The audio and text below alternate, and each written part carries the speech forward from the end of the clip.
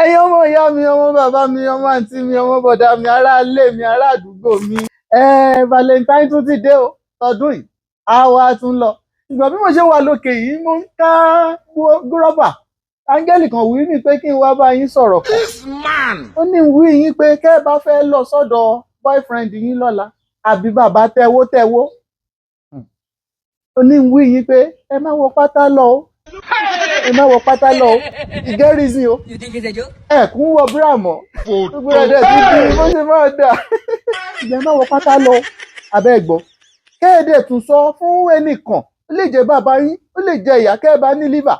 Àbí kẹ́ ẹ sọ fún ọ̀rẹ́ yín kan pé mo ń lọ bí báyìí o, mo fẹ́ là bá Pablo àbí bàbá aláyé kan lè ṣe Valentine kó máa lọ di pé wọ́n fi yín ṣe óbúlé. Wọ́n lè pé ẹni ó bá fún yín ẹ̀fà gbọ́n kò ní jẹ́ nú rẹ̀ o. Mo wí ire àbí n kò wí ire o.